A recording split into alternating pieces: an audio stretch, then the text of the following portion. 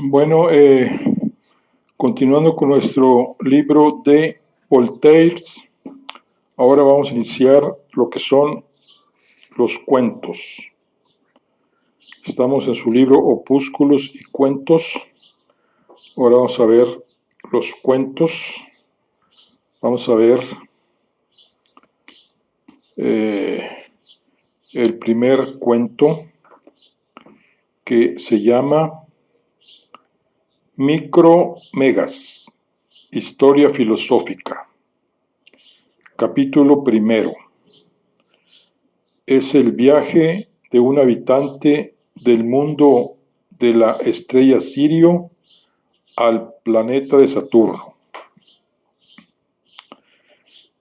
En uno de esos planetas que giran alrededor de la estrella llamada Sirio, había un joven de mucho ingenio, a quien tuve el honor de conocer durante el último viaje que hizo a nuestro pequeño hormiguero. Se llamaba Micromegas, nombre que conviene mucho a todos los grandes. Micromegas significa une dos términos griegos, pequeño y grande.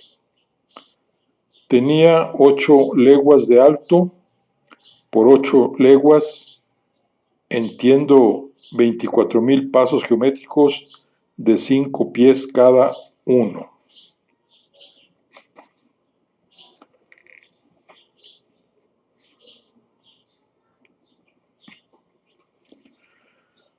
Algunos algebristas, gente siempre útiles al público, tomarán de inmediato la pluma y llegarán a la conclusión de que si el señor Micromegas, habitante del país de Sirio, tiene de la cabeza a los pies 24,000 pasos, que hacen 125,000 pies de rey, y nosotros, ciudadanos de la tierra, apenas tenemos más de 5 pies, mientras que si nuestro globo tiene 9,000 leguas de perímetro, llegarán a la conclusión, digo, de que es absolutamente necesario que el globo que lo ha producido tenga exactamente 21,700,000 veces más circunferencia que nuestra pequeña Tierra. Nada es más sencillo ni más habitual en la naturaleza. Los estados de algunos soberanos de Alemania o de Italia, que pueden recorrer en media hora, no son comparados con el imperio de Turquía, de Moscovia o de la China, más que una debilísima imagen de las prodigiosas diferencias que la naturaleza ha puesto en todos los seres. Por ser la talla de su excelencia de la altura que he dicho, todos nuestros escultores y todos nuestros pintores admitirán sin esfuerzo que su cintura puede tener 50,000 pies de rey de contorno, lo cual es una bonita proporción. En cuanto a su inteligencia, es una de las más cultivadas que tenemos. Sabe muchas cosas. Ha inventado algunas. Aún no tenía 250 años y estudiaba, según la costumbre, en el colegio de los jesuitas de su planeta, cuando adivinó, gracias a la fuerza de su inteligencia, más de 50 proposiciones de Euclides, es decir, 18 más que Blaise Pascal, quien, después de haber adivinado 32 por entretenimiento, según dice su hermana, según la hermana de Blaise, según Madame Perrier, hermana de Pascal, Su talento para la geometría empezó a mostrarse cuando aún no tenía más de 12 años. Adelantó tanto sus investigaciones que llegó hasta la 32ª proposición del primer libro de Euclides. Bueno, esto lo dice su hermana. Se convirtió luego en un geómetra bastante mediocre y en un pésimo metafísico. Hacia los 450 años, al salir de la infancia, disecó mucho de esos pequeños insectos que no tienen 100 pies de diámetro y que se resisten a los microscopios ordinarios. Compuso sobre todo un libro muy curioso, pero que le creó algunos problemas. El muftí de su país, gran, quisquilloso y muy ignorante, encontró en su libro proposiciones sospechosas, malsonantes, temerarias, heréticas, que olían a herejía, y lo persiguió con saña. Se trataba de saber si la forma sustancial de las pulgas de Sirio era de igual naturaleza que la de los caracoles. Micromegas se defendió con ingenio, puso a las mujeres de su parte. El proceso duró 220 años. Por último, el mufí hizo condenar el libro por jurisconsultos que no lo habían leído, y el autor recibió la orden de no aparecer por la corte durante 800 años. El señor de Voltaire había sido perseguido por el teatino Boyer por haber dicho en sus cartas filosóficas que las facultades de nuestra alma se desarrollan a la vez que nuestros órganos, de la misma forma que las facultades del alma de los animales. Jean Francisco Boyer, 1675-1755, prelado francés, aparecerá con el anagrama de Yebor en Zadig, donde una nueva nota de la edición Kell lo califica de fanático imbécil que persiguió a Voltaire en más de una ocasión. De hecho, lo único que Boyer hizo al aparecer las cartas filosóficas fue preocuparse y prevenir a la corte sobre el peligro que representaba el autor. Voltaire lo persiguió con sus pullas hasta después de su muerte. Véase el comentario completo de Kell en la nota 55 del Zadig.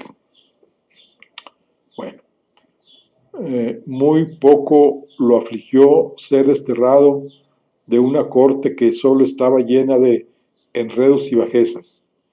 Hizo una canción muy divertida contra el muftí, de la que éste apenas sí se preocupó, y se puso a viajar de planeta en planeta para acabar de formarse el espíritu y el corazón, como suele decirse.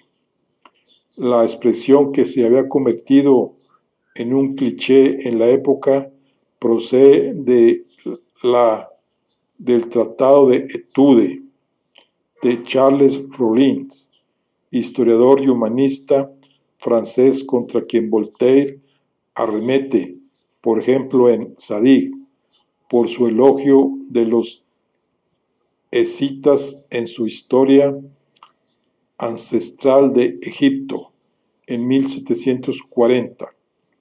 Crevillon, hijo, por su parte, había publicado en 1736 y 38 una célebre novela libertina titulada Les Engartements du Cœur et d'Esprit, o sea, los extravíos del corazón y del espíritu. Lo que solía los que solo viajan en silla de posta o en berlina se asombrarán sin duda de los carruajes de lujo de ahí arriba, porque nosotros, sobre nuestro pequeño montón de barro, no concebimos nada más allá de nuestras costumbres. Nuestro viajero conocía maravillosamente las leyes de la gravitación y todas las fuerzas atractivas y repulsivas. Las utilizaba de manera tan apropiada que unas veces, con la ayuda de un rayo de sol, otras gracias a la comodidad de un cometa, iba de globo en globo, él y los suyos, como un pájaro salta de rama en rama. Recorrió la Vía Láctea en poco tiempo, y me veo obligado a confesar que a través de las estrellas de que está sembrada, nunca vio ese hermoso cielo empíreo que el ilustre vicario Derhams, o sea, Derham era el teólogo y científico inglés William Derham, 1657-1735, lo había afirmado en Astroteología o Demonstraciones of the Beings and Attributes of God from Survey of the Heavens, Londres, 1715. O sea, recopilaciones de conferencias de las que pretendió demostrar la existencia de Dios. Esto era Derham. Se jacta de haber visto en el extremo de su anteojo. No es que yo pretenda que el señor Derham haya visto mal, Dios me libre, pero Micromegas estuvo en aquellos lugares, es un buen observador y no quiero contradecir a nadie. Micromegas, tras haber dado sus buenas vueltas, llegó al globo de Saturno. Por acostumbrado que estuviese a ver cosas nuevas, al principio contemplándolo, la pequeñez del globo y de sus habitantes, no pudo dejar de sonreír con esa sonrisa de superioridad que a veces se les escapa a los más sabios, porque a la postre Saturno no es apenas más que 900 veces mayor que la Tierra, y los ciudadanos de ese país son enanos, que solo tienen 1000 toesas de alto aproximadamente. Al principio se rió un poco de sus gentes, poco más o menos como un músico italiano se echa a reír de la música de Luigi, que Luigi, en la querella conocida como de los bufones, que enfrentó a los partidarios de la música italiana y de la francesa, Voltaire había defendido a Giambattista Lullis, 1632-1687, compositor francés de origen italiano, que trabajó primero en colaboración con Molière y luego solo, al servicio de Luis XIV. Lo elogia, por ejemplo, en la Temple de Gauss. A las leyes de nuestro gusto, Luigi supo adaptarse, embelleció nuestro arte en lugar de cambiarlo. Esto fue la música de Lully. Cuando viene a Francia, pero como el siriano tenía buen espíritu, pronto comprendió que un ser pensante muy bien puede no ser ridículo por no tener más que 6000 pies de alto. Se familiarizó con los saturnianos después de haberlos asombrado. Trabó estrecha amistad con el secretario de la Academia de Saturno. O sea, aquí hace una alusión a Bernardo Le Bourbier de Fontelle, 1657-1757,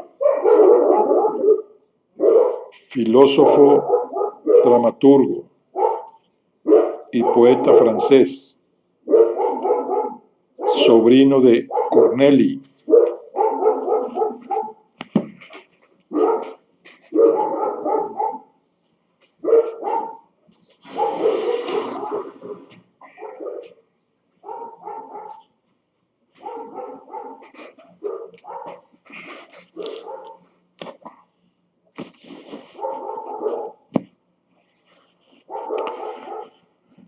Cuya afectación ya había sido objeto de burla en las caracteres de la Bruyère, donde aparece bajo el nombre de Sidias.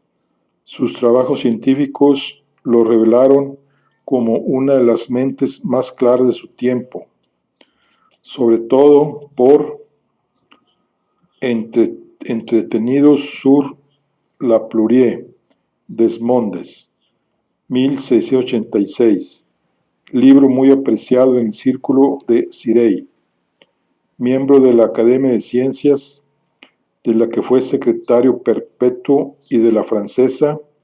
Fontenelle contribuyó a difundir el espíritu filosófico del siglo XVIII, proponiendo la razón como única guía del progreso intelectual. Cartesiano convencido, se opuso a Maupertuis cuando éste regresó a Laponia, sosteniendo que la Tierra es chata en los polos, aunque Voltaire lo describe en este cuento en tono burlón como enano de Saturno y cometiendo errores científicos en sus observaciones sobre la Tierra y sus habitantes. En el siglo de Luis XIV lo elogia, predominándole haber defendido los torbellinos de Descartes porque toda Europa los había adoptado, y calificándolo de precursor de los filósofos perseguidos por el poder. Al parecer, Fontanelli pagaba los platos rotos de su vulgarizador italiano, Algarotti, autor de un newtonismo por les dames y de acercamiento a Madame de Châtelet que irritaba a Voltaire. Romans et Contes, Van den Heuvel, Gallimard, París, Pléiade, 1979. Si le reconoce el arte nuevo de difundir la luz. Voltaire no pudo perdonarle, en cambio, ni su apoyo a Marivaux, cuando los autores de Cándido y de El juego del amor y del azar compitieron por un sillón de la Academia, que obtuvo el comediógrafo, ni sus cualidades literarias, que para su gusto derrochaban demasiado ingenio en los diálogos, en detenimiento de las ideas.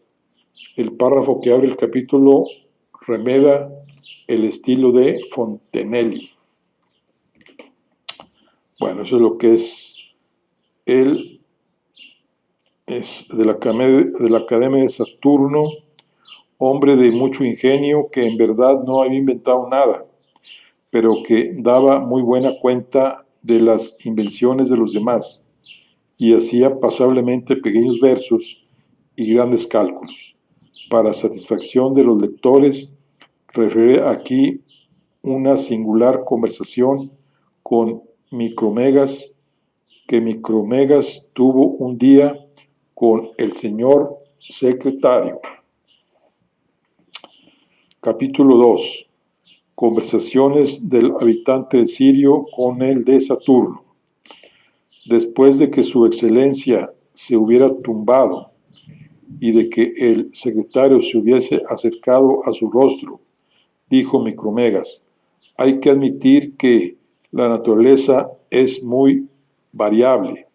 Sí, dijo el saturniano, la naturaleza es como un parterre cuyas flores... Ah, dijo el otro, dejad en paz vuestro parterre. Es, continuó el secretario, como una asamblea de rubias y morenas, cuyas galas...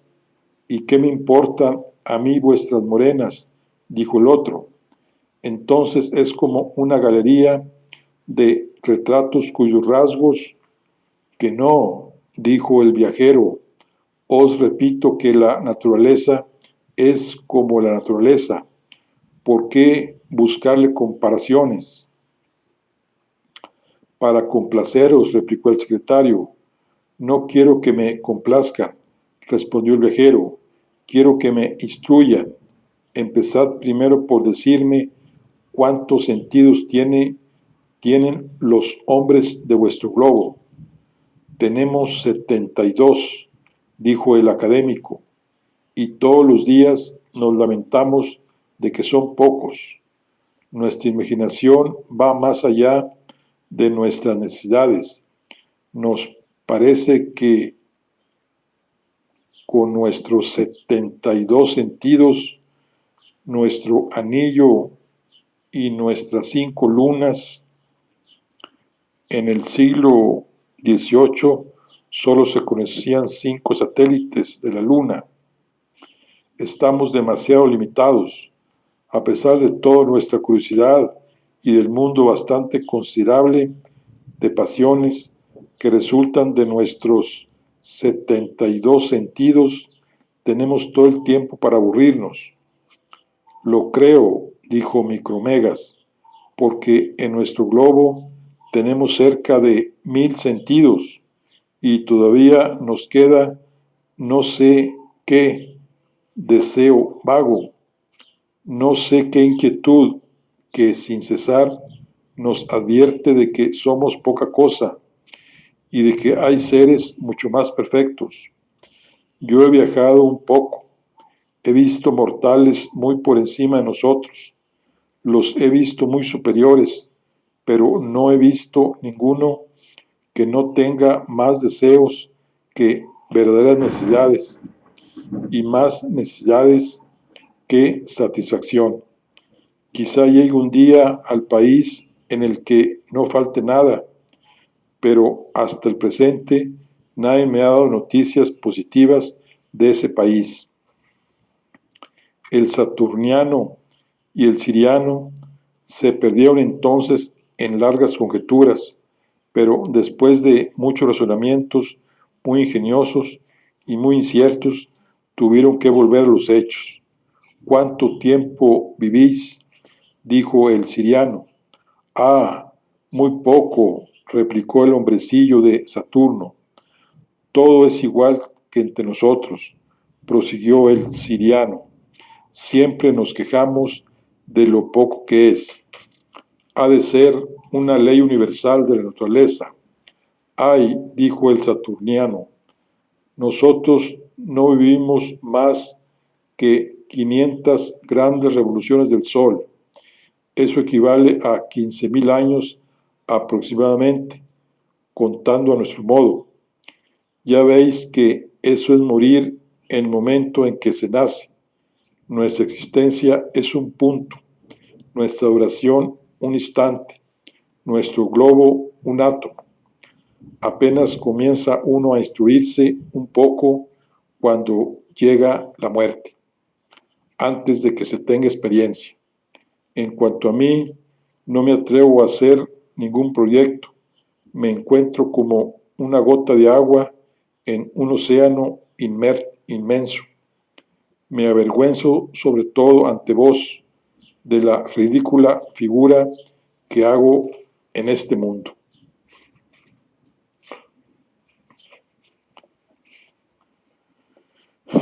Micromegas le replicó: si no fuerais filósofo, temería afligiros, informados de que vuestra vida es 700 veces más larga que la vuestra, pero sabéis de sobra que cuando hay que rendir el cuerpo a los elementos y reanimar la naturaleza bajo otra forma, eso es lo que se llama morir. Cuando ese momento de metamorfosis ha llegado, haber vivido una eternidad o haber vivido un día es exactamente lo mismo. He estado en países donde se vive 20 veces más tiempo que en el mío y he encontrado que también se quejaban por ello, pero en todas partes hay personas de buen sentido que saben resignarse y dar las gracias al autor de la naturaleza. Él ha derramado sobre este universo una profusión de variedades con una especie de uniformidad admirable. Por ejemplo, todos los seres pensantes son distintos y todos se parecen en el fondo por el don del pensamiento y de los deseos. La materia es por donde quiera extensa, pero en cada globo tiene propiedades distintas. De estas propiedades diversas, ¿cuántas contáis vos en vuestra materia? Si os referís a esas propiedades, dijo el saturniano, sin las que creemos que este globo no podía subsistir tal como es, contamos 3 centenares, como la extensión, la impenetrabilidad, la movilidad, la gravitación, la divisibilidad, etc. Aparentemente, replicó el viajero, este pequeño número basta a los propósitos que el Creador tenía sobre vuestra pequeña morada. Admiro en toda su sabiduría, por todas partes veo diferencias, pero también por todas partes proporciones. Vuestro globo es pequeño, vuestros habitantes también lo son. Tenéis pocas sensaciones, vuestra materia tiene pocas propiedades. Todo esto es obra de la providencia. Bien examinado, ¿de qué color es vuestro sol? De un blanco muy amarillento, dijo el saturniano, y cuando dividimos uno de sus rayos, encontramos que contiene 7 colores.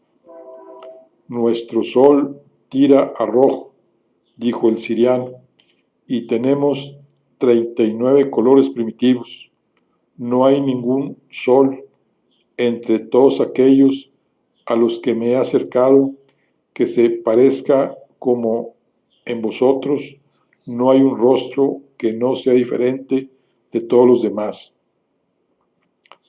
Después de muchas cuestiones de esta naturaleza, se informó sobre cuántas sustancias esencialmente diferentes contaban en Saturno.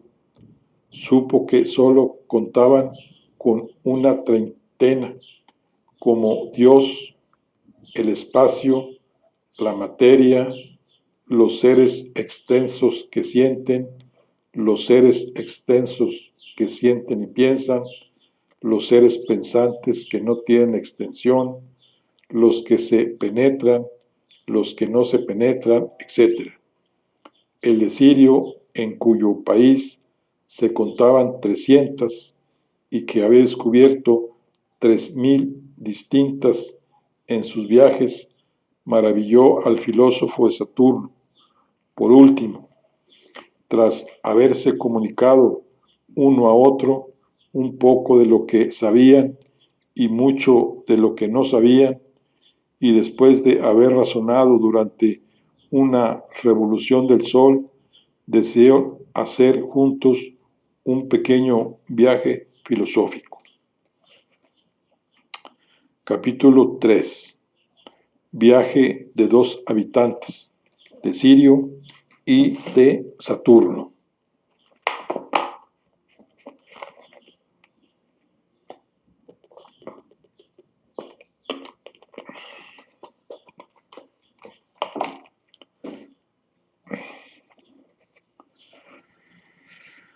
Nuestros dos filósofos estaban puestos a embarcarse en la atmósfera de Saturno, con una buenísima provisión de instrumentos matemáticos, cuando la amante del saturniano que recibió esas noticias llegó llorando para reprochárselo. Era una preciosa morenita que solo medía 660 toesas, pero que compensaba con muchos encantos la pequeñez de su estatura. ¡Ah, cruel!, exclamó, después de haberte soportado 1500 años, cuando al fin empezaba a entregarme, cuando apenas he pasado 200 años entre tus brazos, me abandonas para irte a viajar con un gigante de otro mundo. Vete, no eres más que un curioso, nunca has sentido amor. Si fueras un verdadero saturniano, serías fiel. ¿A dónde corres? ¿Qué quieres? Nuestras 5 lunas son menos errantes que tú, menos cambiante nuestro anillo. Está decidido, no volveré a querer nunca a nadie. El filósofo la abrazó, lloró con ella, pero por más filósofo que fuese, y la dama, tras haberse desmayado, fue a consolarse con un petimetre del país.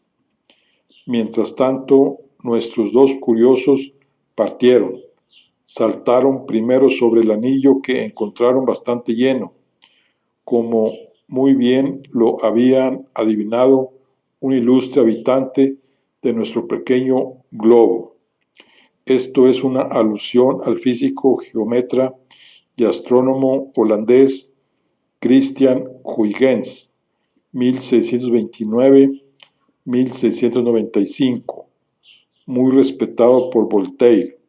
Descubrió la verdadera naturaleza del anillo de Saturno y el satélite Titán, así como la nebulosa de Orión, hallazgos que pudo realizar gracias a sus trabajos de óptica. Fue el primer en expresar la teoría ondulatoria de la luz e inventó el micrómetro y el ocular que llevaba su nombre. También sugirió al mismo tiempo que otros científicos enlazar el volante de los relojes de bolsillo al rodaje por medio del resorte espiral. Bueno,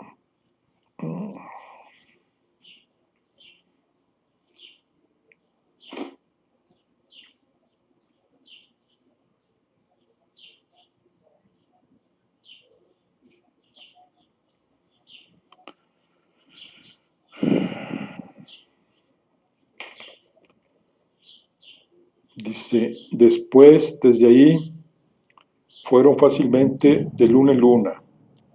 Un cometa pasaba muy cerca de la última. Se lanzaron sobre él con sus criados y sus instrumentos. Cuando hubieron hecho unos 150 millones de leguas, toparon con los satélites de Júpiter. Pasaron al propio Júpiter y en él se quedaron todo un año, durante el que aprendieron bellísimos secretos que estarían actualmente en prensa de no ser por los señores inquisidores, que han encontrado algunas proposiciones algo duras, pero yo he leído el manuscrito en la biblioteca del ilustre arzobispo de que me ha dejado ver sus libros con esa generosidad y esa bondad que nunca serán suficientemente alabadas. Aquí dice que de las primeras ediciones se suprimió en este punto una alusión maliciosa al cardenal de Tenzin, personaje al que denunciaría en el siglo de Luis XV. Por eso le prometo un largo artículo en la primera edición que se haga de Moreri, y no olvidaré sobre todo a sus señores hijos, que tan gran esperanza ofrecen de perpetuar la raza de su ilustre padre. Al erudito Luis Moreiri se debía una enciclopedia que gozó de varias reediciones a lo largo del siglo XVIII. Mas volvamos a nuestros viajeros. Al salir de Júpiter atravesaron un espacio de unos 100 millones de leguas y bordearon el planeta Marte, que como se sabe es 5 veces más pequeño que nuestro pequeño globo. Vieron 2 lunas que sirven a este planeta y que han escapado a las miradas de nuestros astrónomos. Sé de sobra que el padre Castel, que por cierto Castel es el jesuita y físico francés, y en Castel se debe la invención del clapetín ocular que Voltaire elogió calurosamente, pero este pensador cartesiano se había opuesto en lo que es en el sistema de Newton, defendiendo como Fontenelle las teorías cartesianas.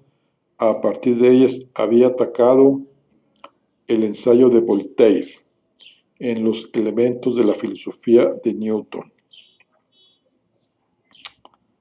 Bueno, entonces Castel escribirá, y hasta de forma bastante divertida, contra la existencia de estas 2 lunas, pero en este punto me remito a los que razonan por analogía.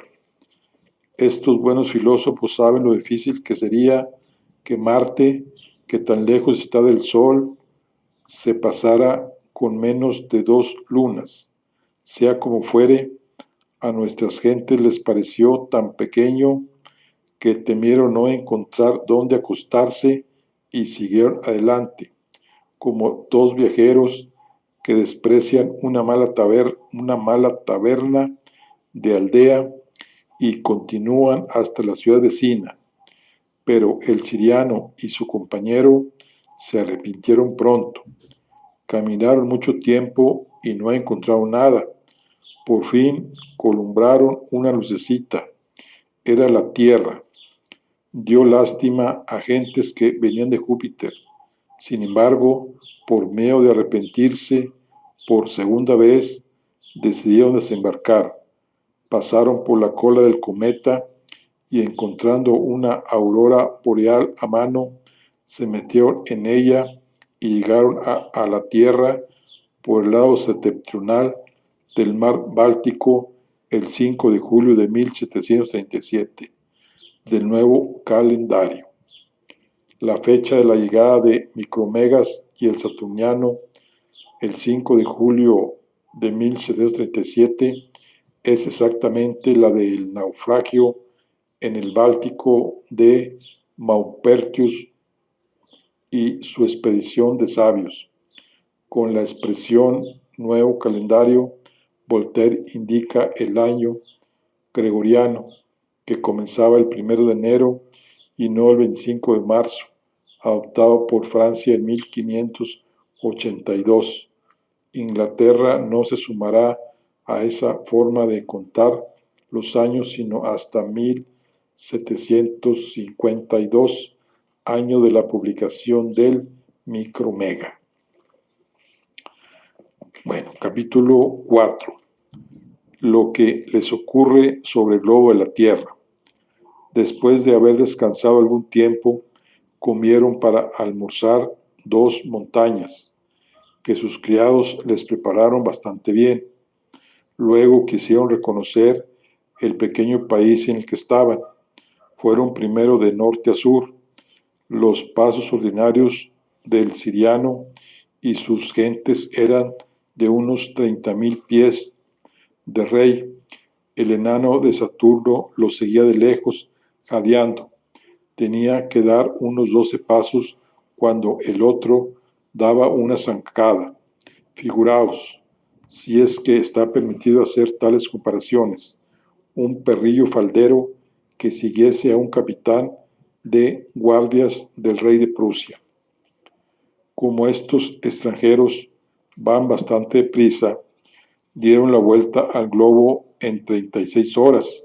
Cierto que el Sol, o más bien la Tierra, hace un viaje igual en una jornada, pero hay que pensar que se va mucho más cómodo cuando uno gira sobre su eje que cuando camina sobre los pies. Ya los tenemos, pues de vuelta al punto del que habían partido. Tras haber visto esa charca, casi imperceptible para ellos, que se llama el Mediterráneo, y ese otro pequeño estanque que con el nombre de Gran Océano rodea la topera, el enano nunca se había metido más que hasta media pierna, y el otro apenas sí se había mojado el talón. Hicieron cuando pudieron, yendo y viniendo por encima y por debajo, para tratar de ver si este globo estaba habitado o no.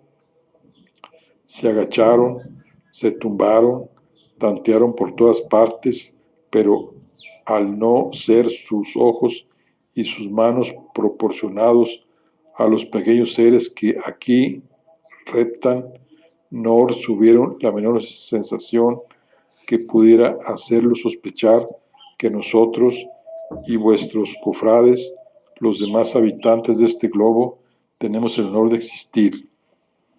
El enano, que a veces juzgaba algo apresuradamente, decidió al principio que no había nadie sobre la tierra. Su primera razón era que no había visto a nadie.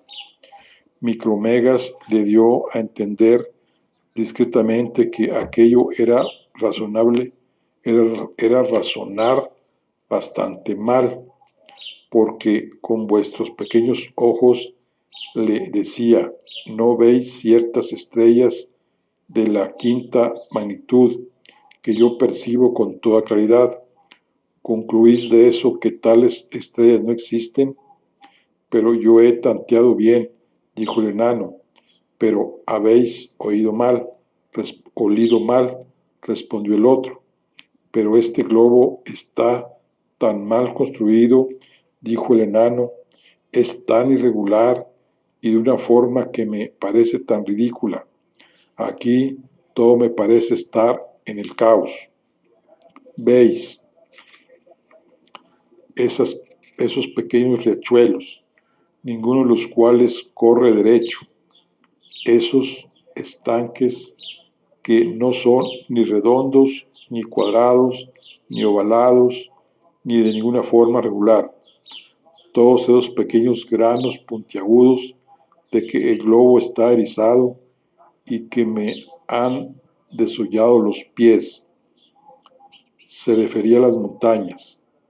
Observáis además la forma de todo este globo, lo chato que es en los polos, cómo gira alrededor del Sol de una forma torpe, de manera que los climas de los polos son necesariamente incultos. En verdad, lo que me hace pensar que aquí no hay nadie es que, en mi opinión, gentes de buen sentido no querrían quedarse en él. Bueno, dijo Micromegas, quizá no lo habite gente de buen sentido, aunque en fin, hay alguna apariencia de que esto no se ha hecho para nada. Aquí todo os parece irregular. Decir por qué en Saturno y en Júpiter todo está tirado a cordel. Bueno, quizá por ese mismo motivo hay aquí algo de confusión.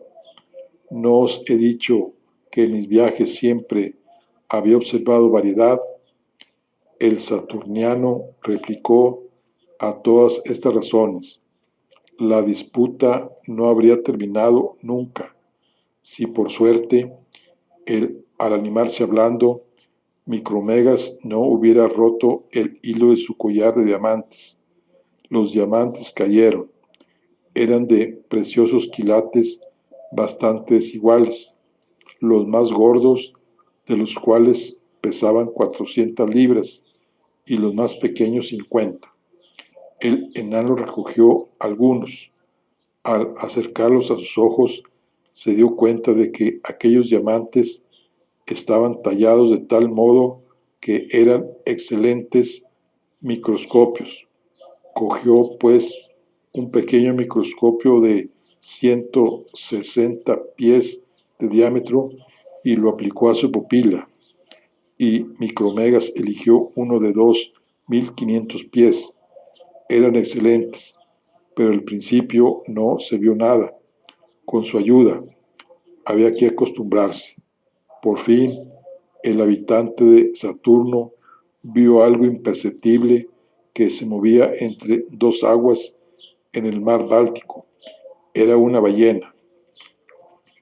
La cogió con el dedo meñique con mucha maña y poniéndola sobre la uña del pulgar, se la mostró al siriano, que se echó a reír por segunda vez por el exceso de pequeñez que tenían los habitantes de nuestro globo.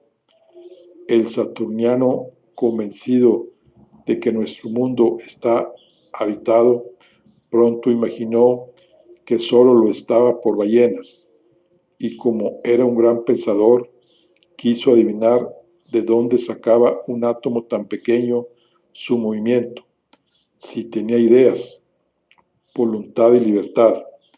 Micromegas se vio en muchos aprietos, examinó al animal con mucha paciencia y el resultado del examen fue que no había forma de creer que ahí estuviera alojado un alma.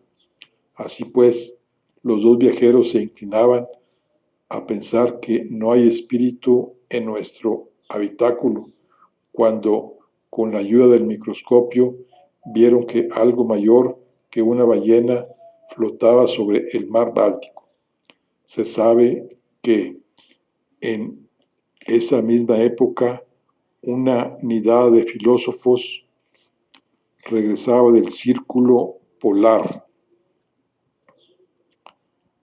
O sea, el científico francés Pierre Louis Moriau de Montaigne, difusor de las teorías newtonianas, viajó a Tornes en 1736 al frente de un equipo de científicos para medir un arco del meridiano terrestre. Sus cálculos demostraron la hipótesis de Newton, según la cual la Tierra era un esferoide achatado en los polos. Si en ese momento Voltaire y Maupertuis se asocian para luchar contra las teorías cartesianas, y si Federico II llama al científico para dirigir la Academia de Berlín por indicación de Voltaire, el autoritarismo con que ejerció el cargo y su abuso de poder terminó por hacerle incurrir en las iras del filósofo, que lo ridiculiza ante toda Europa en la historia del doctor Acaquia y del nativo de Saint-Malo, lugar este del nacimiento de Maupertuis. El científico será uno de los motivos de discordia entre Federico II, que lo apoyó siempre, y Voltaire, incapaz de comprender el alcance de sus intuiciones científicas, audaces para la época, pero siempre sugestivas. Voltaire se burla aquí de la expedición a Laponia, que partió de Francia el 2 de mayo de 1736, acabados sus trabajos con un éxito que despertó el júbilo en Cirey. La misión inició el viaje de regreso frente a las costas de Bornea. Su barco fue zarandeado el 5 de julio de 1777 por una tempestad que estuvo a punto de hacerlo zozobrar, pero la embarcación, contra las noticias que la daban por naufragada, había logrado llegar a puerto, donde terminó de ser reparada el 18 de julio, a la par que exalta el objetivo de la expedición y su certificación de las hipótesis newtonianas. Voltaire subraya con malevolencia hacia Maupertuis, 15 años después de que ya fueran admitidas por el mundo científico, el aspecto más esperpéntico de una aventura que fue un hito científico. Bueno, entonces en esa misma época, una nidada de filósofos regresaba del círculo polar bajo el cual habían ido a hacer observaciones que a nadie se le habían ocurrido hasta entonces.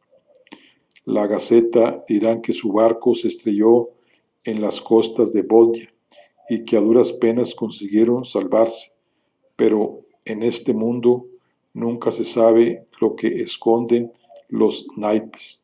Voy a contar ingenuamente cómo sucedió todo, sin poner nada de mi parte, lo cual no es pequeño esfuerzo para un historiador.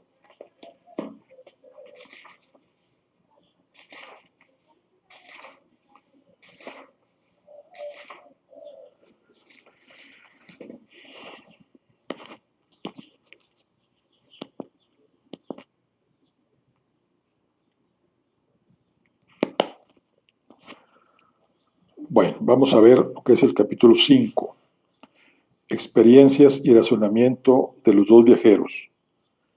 Micromegas extendió la mano suavemente hacia el lugar en que aparecía el objeto, y adelantando 2 dedos y retirándolos por temor a equivocarse. Luego, abriéndolos y cerrándolos, cogió con mucha habilidad el barco que llevaba a aquellos señores y lo puso también sobre su uña, sin apretarlo mucho por miedo a aplastarlo. He aquí un animal muy distinto del primero, dijo el enano de Saturno. El siriano puso el pretendido animal en el hueco de su mano. Los pasajeros y las gentes de la tripulación, que se habían creído levantados por un huracán y que se creían sobre una especie de roca, se ponían todos en movimiento. Los marineros cogen toneles de vino, los lanzan sobre la mano de Micromegas y se precipitan tras ellos. Los geómetras cogen sus cuartos de círculo, sus sectores y sus mujeres laponas y descienden a los dedos del siriano. De la expedición a Tornés, Maupertus trajo 2 mujeres laponas. Tanto hicieron que éste sintió por fin moverse alguna cosa que le hacía cosquillas en los dedos. Era un bastón ferrado que se le hundía un pie en el dedo índice. Por aquel picoteo juzgó que había salido algo del pequeño animal que sostenía, pero al principio no sospechó nada. El microscopio, que apenas permitía distinguir una ballena de un navío, no tenía poder alguno sobre un ser tan imperceptible como los hombres.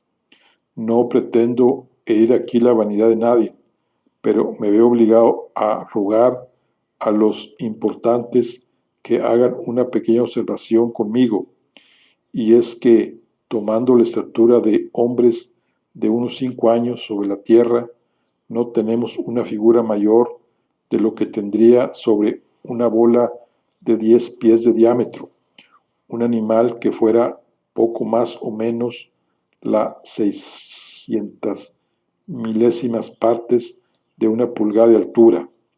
Figuraos una sustancia que pudiese contener la tierra en su mano y que tuviese órganos proporcionando a los nuestros, y muy bien puede ocurrir que haya un gran número de sustancias de esas. Imagina ahora, por favor, lo que pueden pensar sobre esas batallas que nos han valido 2 aldeas que hay que devolver. No dudo de que si algún capitán de los grandes granaderos lee alguna vez esta obra, elevará en 2 grandes pies por lo menos los gorros de su tropa, pero le advierto que no adelantará nada y que él y los suyos no serán nunca sino infinitamente pequeños. Qué destreza maravillosa no necesitó, pues, nuestro filósofo de Sirio para percibir los átomos de que acabo de hablar, cuando Leukon y Harstoker vieron o creyeron ver los primeros la semilla de que estamos formados, no hicieron ni con mucho un descubrimiento tan sorprendente. O sea que estos que, o sea, Antonio de Leeuwenhoek, naturalista y microscopista holandés, llegó a reunir más de 247 microscopios, algunos de los cuales agrandaban los objetos 270 veces. Especialista de lo infinitamente pequeño, fue el primero en dar una descripción completa de los corpúsculos rojos de la sangre, que llamó glóbulos, y en ver protozoos y bacterias. Gracias a sus aparatos, catalogó más de 400 especies de animales. Y Nicolás Hartoker, físico y naturalista holandés, perfeccionó diversos instrumentos de óptica y sobre todo un microscopio que le permitió descubrir los espermatozoides en el líquido seminal. Qué placer sintió Micromegas viendo removerse aquellas pequeñas máquinas, examinando todas sus vueltas, siguiéndolas en todas sus operaciones. Qué exclamaciones, con qué alegría puso uno de sus microscopios en las manos de su compañero de viaje. Los veo, decía ambos a la vez. ¿No los veis, que llevan pesos, que se agachan, que se levantan?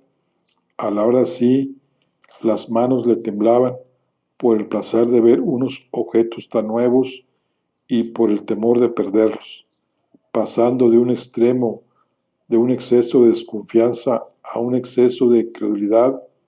El saturniano creyó percibir que trabajaban en la propagación. Decía, he pillado a la naturaleza con las manos en la masa, pero se equivocaba por las apariencias, cosa que ocurre demasiadas veces, se utilicen o no microscopios.